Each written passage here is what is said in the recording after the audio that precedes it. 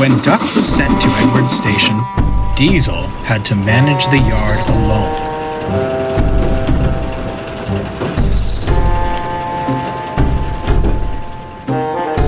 He was delighted his plan had worked.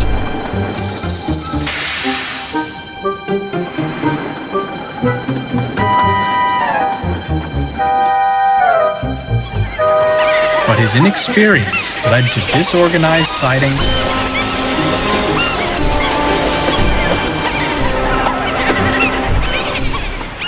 and delayed trains.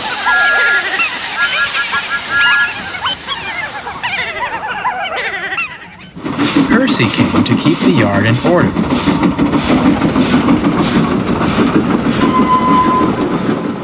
But despite his best efforts, Diesel ignored his help. "He's awful," Percy complained.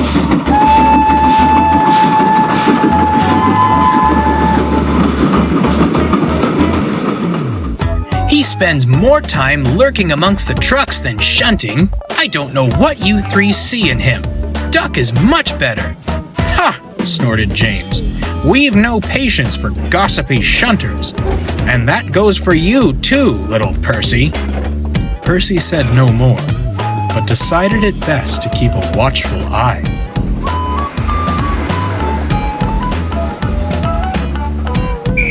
The first train of the day was Henry's stopping service, followed shortly by Gordon's Express.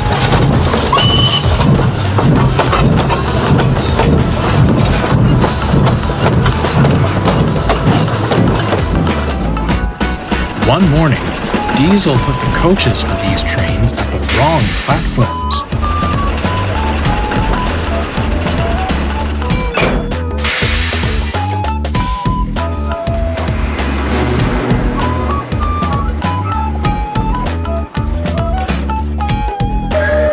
When Henry arrived, he backed down onto the express.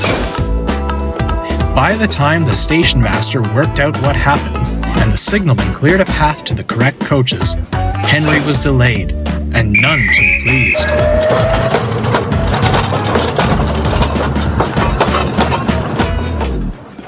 "10 minutes behind schedule," he fumed. "All due to your inadequacy. Revolutionary indeed. If my trains are late again, I'll give you revolutionary." Diesel had no reply.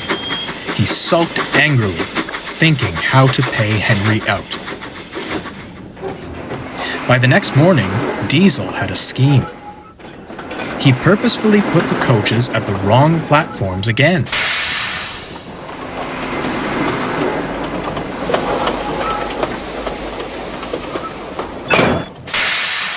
Percy, shunting nearby, was about to speak up when Henry arrived.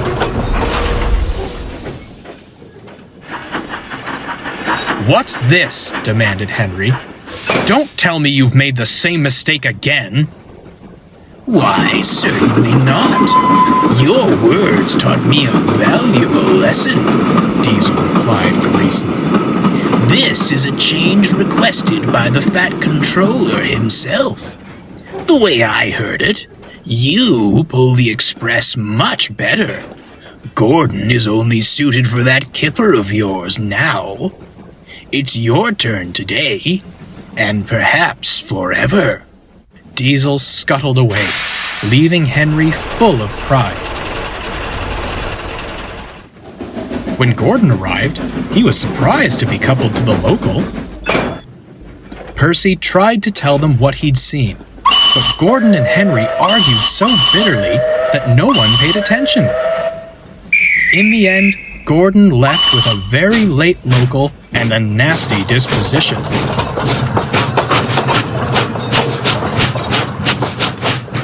"That Henry," he complained to Percy, "saying he pulls the express better than me. On what railway is that true? My passengers have never once complained. And to suggest I'll be pulling the flying kipper, oh, it's disgraceful. Where did he get such an idea?"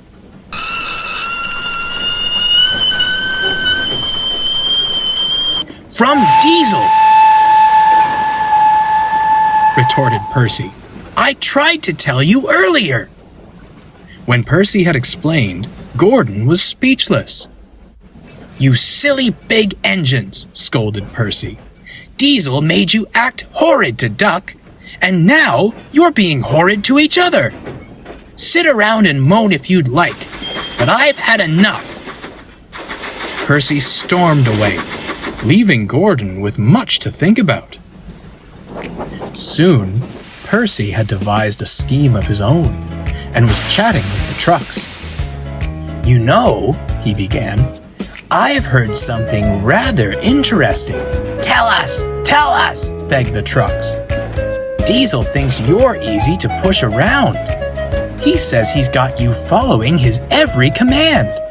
The trucks were furious. Someone should show him a thing or two, smiled Percy, and he scampered off.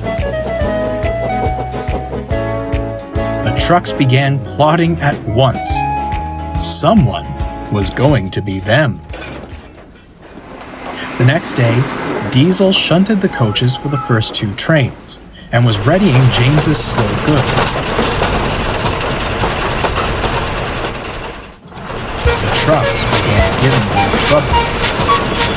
Come on, you wretched things, he growled.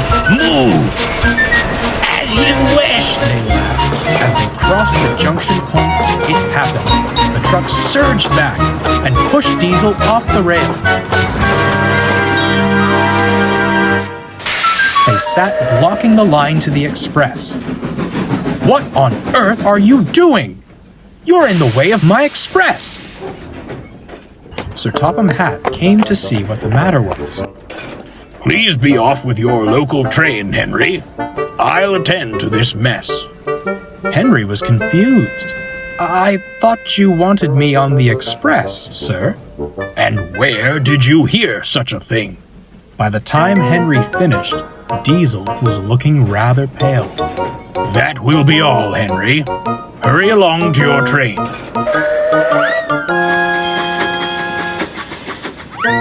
As for you, Sir Topham Hatt said, turning to Diesel, I shall deal with you later.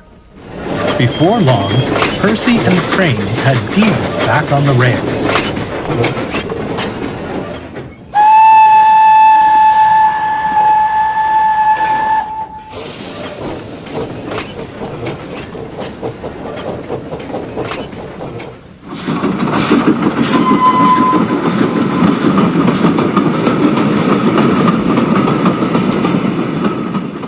He spent the rest of the day in the sheds.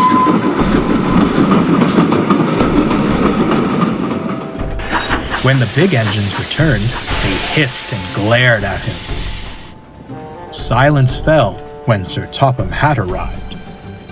My engines do not tell lies, he began sternly. I will not stand for deceitful behavior like this. Furthermore, you have shown you are incapable of handling the work in the yard. I am most disappointed.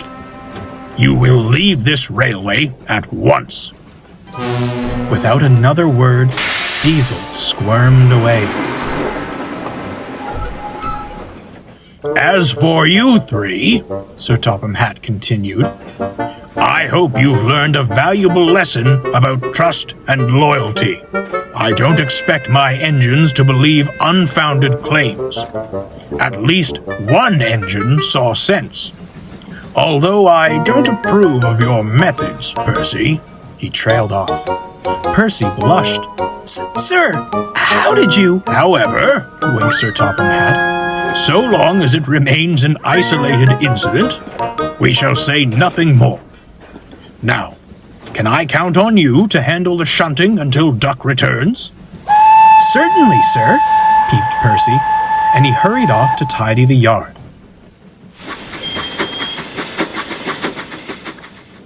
Sir Topham Hatt returned to his office just as the telephone rang. Yes? Come again? A barber shop? Gracious goodness me! I'll be there right away. But I'll say no more, or I shall spoil the next story.